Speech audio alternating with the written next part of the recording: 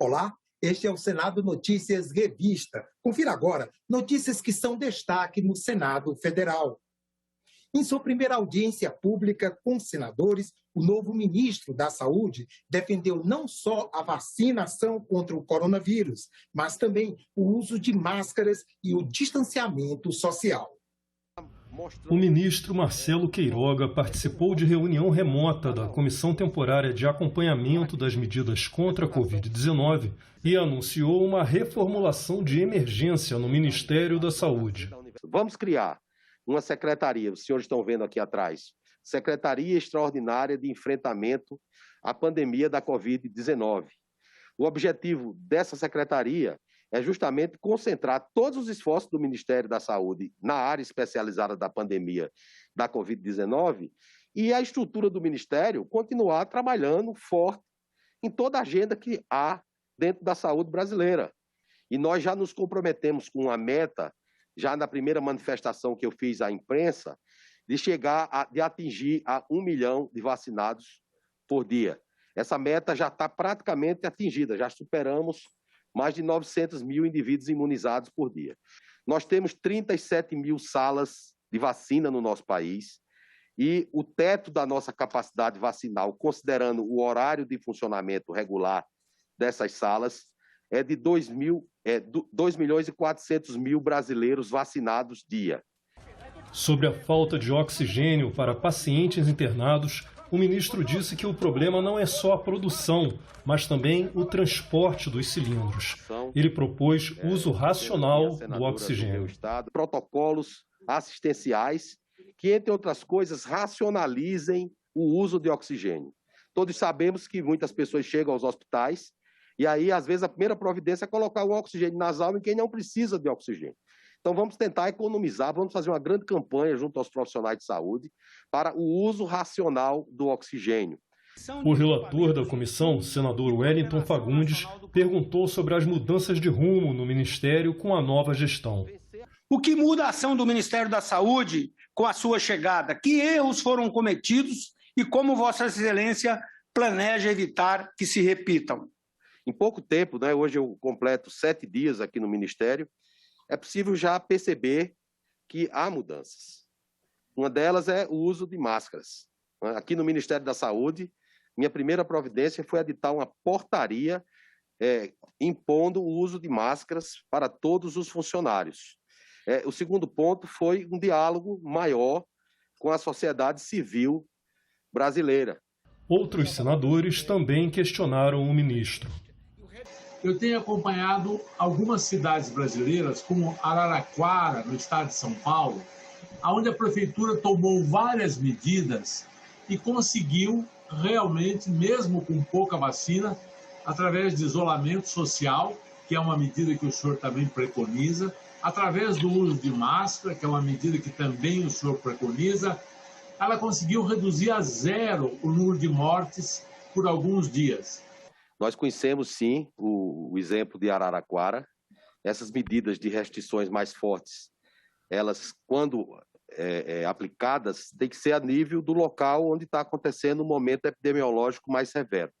Se pode preconizar de maneira horizontal medidas de restrição severa, porque isso seria uma situação que não traria benefícios, além disso, agravaria por demais a questão econômica do país. De forma bem objetiva, quando é que nós teremos vacina no braço de todos os brasileiros acima de 60 dias?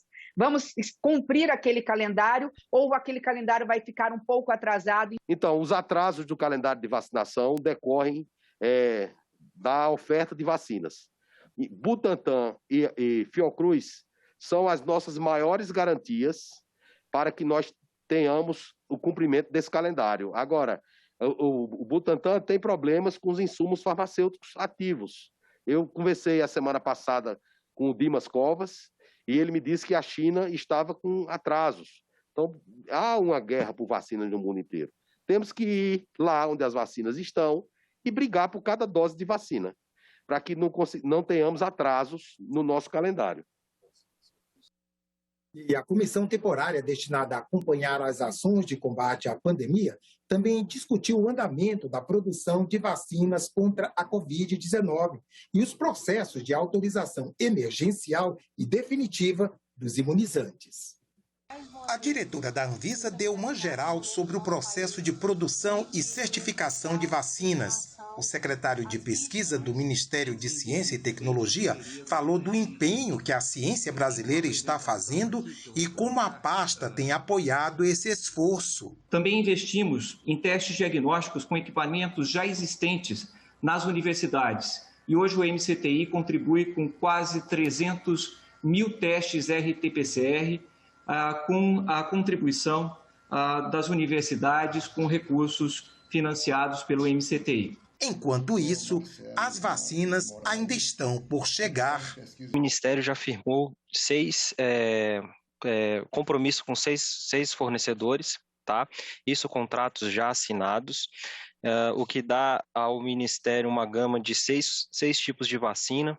E como em tempo de guerra, até mesmo os laboratórios para a produção de vacinas no setor veterinário estão sendo cogitados para cooperar nesse momento. Fomos contactados da possibilidade de nós oferecermos algumas das nossas plantas para produzir vacina. E nós iniciamos as tratativas para que não criasse nenhuma falsa expectativa. Nós temos hoje 23 fábricas em operação no Brasil, com 39 linhas de produção, e não colocará em risco o abastecimento de 300 milhões de doses de vacina contra a febre aftosa, demandado oficialmente pelo Ministério da Agricultura durante o ano de 2021.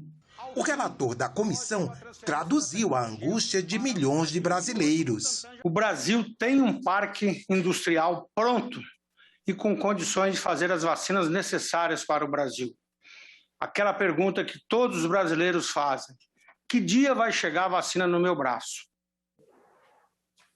Se depender de um projeto em tramitação no Senado, apresentar o comprovante de vacinação contra a Covid-19 pode ser obrigatório para acessar serviços essenciais e que possam resultar em aglomeração. De autoria do senador Jader Barbalho, a proposta exige comprovação de pessoas das faixas etárias em que a vacinação já tenha sido completada, seguindo a programação estabelecida pelo Plano Nacional do Governo. O autor argumenta que com essa obrigatoriedade e consequente fiscalização, será possível atingir uma maior cobertura vacinal e evitar que as pessoas adoeçam e morram. O principal objetivo da proposta é proteger a coletividade, já que a desinformação e o preconceito com as vacinas têm levado cada vez mais as pessoas a repassarem notícias falsas. O senador e médico Marcelo Castro reafirma a importância da vacinação como ação coletiva. A vacinação não é só um direito do cidadão, ele também é um dever. Por quê? Se a pessoa não se vacinando viesse a se contaminar, e se a pessoa, estando contaminada, não contaminasse outras pessoas, poder-se até dizer, não, se trata de um assunto individual. Mas como a pessoa contaminada, ela fica com o potencial de contaminar outras pessoas, então aí não se trata mais de um direito individual, e sim de um dever social. Essa especialista, no entanto, teme que a medida cerceie a liberdade dos cidadãos. Entendo que a profilaxia da população, o atendimento a condições de higiene, saneamento básico e alimentação, essas são condições mais importantes para que ela possa vencer essa doença sem o cerceamento de seus direitos fundamentais. Eu tenho muito medo que esse PL traga à tona a separação da população brasileira em duas castas, daqueles que mandam e daqueles que obedecem, sem qualquer liberdade para questionamento. Já este especialista em políticas públicas entende que a ideia do projeto é boa, mas que precisa ser aperfeiçoada. Esse tipo de medida, a gente tem sempre que discutir muito o impacto dela, como que ela vai ser implementada, quais são as consequências. Me parece que é uma excelente ideia, mas que carece de uma reflexão maior, incluindo a relação custo-benefício. O benefício que vai ser gerado pela implementação da lei ele é maior do que os custos que estão sendo mobilizados? O projeto prevê ainda multa a órgão ou empresa que não seguir a lei. Segundo o texto, todo o recurso arrecadado com a aplicação das multas será destinado exclusivamente para ações de enfrentamento da doença. A pandemia é responsável por muitos dramas. Um deles é o de crianças que perdem o pai ou a mãe, ou às vezes os dois. E não são poucos os casos em que a criança não tem nada a receber. Para evitar o desamparo, um projeto no Senado cria a pensão para os órfãos da Covid. O projeto é de autoria do senador Rogério Carvalho e pretende conceder uma pensão a crianças que perderam o pai ou a mãe em decorrência da Covid-19. Os casos de crianças que ficaram órfãos aumentam a cada dia. Meu nome é Sara Caroline, tenho 14 anos e perdi minha mãe para o Covid-19. E agora eu vou morar com meus irmãos e não sei como é que vai ser minha vida daqui para frente. O projeto prevê uma pensão no valor de R$ 1.100. A pensão será paga a uma criança por núcleo familiar. Caso o responsável tenha 2 núcleos familiares, serão concedidas 2 pensões. O benefício será pago até a criança completar 18 anos. A pensão não será concedida caso o pai ou mãe falecidos tenham sido beneficiários da Previdência Social. O senador Rogério Carvalho disse que se inspirou numa iniciativa adotada pelo Peru, onde 11 mil crianças perderam pai ou mãe em função da Covid-19. Em entrevista ao programa Argumento, o senador diz que o Estado precisa ajudar essas crianças. Basta a perda de uma criança e perder seu pai, perder sua mãe, perder seu provedor, pode ser avó, avô, alguém que cuidasse dessa criança. Basta a perda afetiva, todo o acompanhamento que essa criança teria ao longo da existência, ou seja, perder essa perda já é insubstituível. E passar necessidade, passar fome, passar privações de outras naturezas, de natureza material, alimentícia. Então, o Estado precisa acolher essas crianças, cuidar dessas crianças, para que a gente dê, pelo menos, algum conforto para quem perdeu tudo. Um dos setores mais afetados pela pandemia, o de bares e restaurantes, pode receber uma ajuda do governo federal, se for aprovado um projeto em tramitação no Senado. Responsável por 2,7% do PIB nacional, o setor de bares, restaurantes e lanchonetes foi um dos mais afetados pela pandemia. Segundo o senador Randolph Rodrigues, o setor emprega 6 milhões de pessoas e representa 30% das atividades do comércio. O senador apresentou um projeto com medidas que podem ajudar os empresários desse ramo a enfrentar a crise. A proposta prevê um auxílio de R$ 2.000 por mês para bares, restaurantes e lanchonetes. A suspensão da cobrança de tributos federais até o dia 31 de dezembro deste ano. Renegociação de dívidas por parte do Poder Executivo Federal com descontos de até 70% e prazo de 145 meses para pagamento a partir de 2022. Micro e pequenas empresas que se associarem a serviços de entrega terão descontos de 15% na taxa. Mas para receber esses benefícios, as empresas precisam ser cadastradas na Junta Comercial e ter inscrição ativa na Receita Federal. O texto estabelece que o valor máximo que pode ser gasto com o auxílio é de R$ 10 bilhões. Agradecer a iniciativa do senador Randolph de olhar para o nosso setor, que realmente foi um dos setores aí mais atingidos nessa pandemia, né? Juntamente aí com o setor de eventos também. Então, esse projeto, onde ele traz um auxílio, né, financeiro para as empresas e também prorrogar os tributos federais, é muito bem-vindo nesse momento. Então, eu parabenizo o senador e peço também a ajuda, o apoio, né, dos demais senadores do Congresso Nacional para poder aprovar esse projeto e liberar essa ajuda para as empresas que estão passando realmente por um momento de muita dificuldade. Também queremos pedir a sua colaboração para aprovar integralmente esse projeto que prevê a suspensão das questões tributárias enquanto durar esse processo de pandemia, porque sem ela, nós empresários não teremos a quem recorrer. O Senado poderá discutir uma proposta para fazer ajustes na PEC emergencial, promulgada no dia 15 de março, e preservar recursos de fundos infraconstitucionais. Recursos para financiar setores específicos da economia, como saúde, educação, ciência e tecnologia, cultura, segurança pública. Os fundos infraconstitucionais são fundos públicos criados por lei, mas não previstos na Constituição. São quase 250 fundos desse tipo.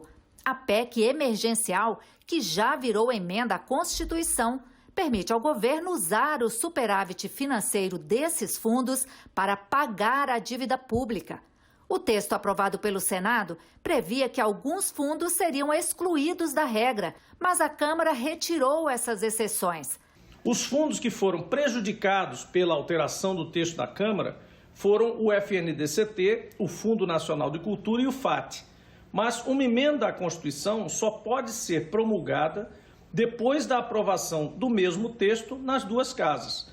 Então, a nossa visão é de que os deputados fizeram uma alteração substantiva na PEC, que deveria ter sido essa alteração aprovada depois pelo Senado. Parlamentares e representantes da sociedade alertam sobre os prejuízos para alguns setores. O primeiro problema é que você vai estar retirando recursos que estavam destinados para áreas carentes de recursos.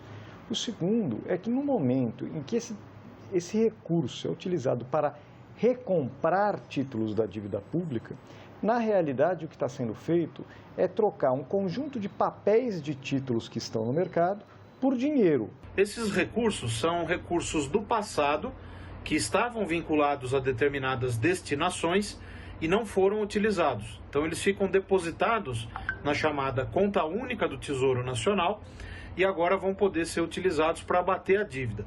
Vale dizer que isso não produz efeito fiscal algum sobre o montante da dívida bruta, porque ao promover esse uso do dinheiro que está na conta única, do superávit financeiro, isso aumenta a liquidez do sistema e exige, como contrapartida pelo Banco Central, a realização de dívida, as chamadas operações compromissadas. O tamanho da dívida pública não muda, mas o que muda é que os recursos dos saldos financeiros desses fundos vão ter desaparecido e, portanto, não poderão ser usados futuramente com investimentos que são fundamentais para o crescimento e o desenvolvimento do país. O Partido dos Trabalhadores e a Rede já recorreram ao Supremo Tribunal Federal para preservar esses fundos. O líder da minoria no Senado, o senador Jean Paul Prates, disse que o PT deve apresentar uma nova PEC para corrigir o problema. Estamos estudando a possibilidade de apresentar uma nova PEC para resguardar o que foi aprovado primeiro no Senado. E o que queremos com isso é corrigir o que foi perdido durante a tramitação da PEC original. Uma perda que eu torço para que tenha sido apenas um erro grave. Durante a promulgação da PEC, o próprio presidente do Senado, Rodrigo Pacheco, disse não ver problemas na apresentação de uma nova proposta. Eu compreendo perfeitamente a preocupação do Partido dos Trabalhadores em ampliar o rol das exceções dos fundos que podem ter o superávit atingido por essa mudança constitucional. Futuras alterações serão amadurecidas nas duas casas legislativas, inclusive à guisa de novas propostas de emenda à Constituição, porque é preciso que o Congresso tenha essa vitalidade política de identificar algo que pode ser modificado doravante. O Senado analisa uma proposta que cria novas regras para o setor ferroviário. O objetivo é atrair investimentos privados, mantendo a presença estatal, ampliar a malha de trens e promover a revitalização de trechos abandonados. O novo marco regulatório das ferrovias, proposto pelo senador José Serra, é prioridade para o governo e para o escoamento de cargas do país. Faz 25 anos desde a desestatização do sistema ferroviário e 10 desde que o último regulamento do setor foi publicado. O relator do projeto de lei, senador Jean Paul Prats, explica que o segmento precisa de investimentos e de uma regulação da entrada de novos operadores para a manutenção da eficiência. A ideia é permitir que interessados em explorar uma ferrovia possam, em alguns casos, fazer isso por autorização e não por concessão ou permissão, como acontece hoje. Vão ser ferrovias construídas e operadas, portanto, em regime de direito privado, mas sem, em momento algum, abrir mão da segurança regulatória imprescindível a qualquer atividade estratégica para o país.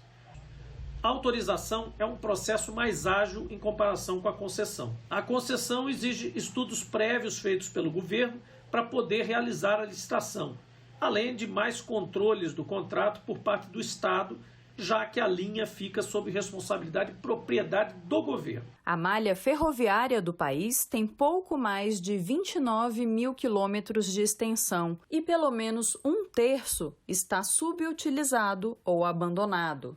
As autorizações também vão ensejar novos investimentos para escoamento de áreas produtivas de minérios, de grãos, de outras mercadorias que hoje estão isoladas ou atendidas de forma ineficiente pelo transporte rodoviário.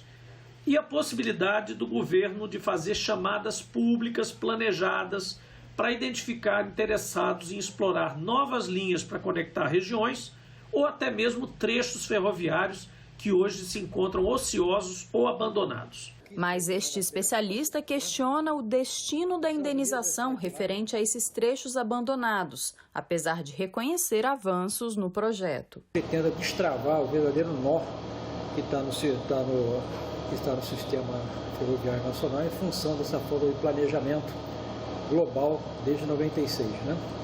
A indenização dessas linhas abandonadas não estão indo para os estados onde essas linhas foram abandonadas. Então pegar ali a FCA então é campeã das linhas abandonadas em Minas, no Rio de Janeiro então acabou.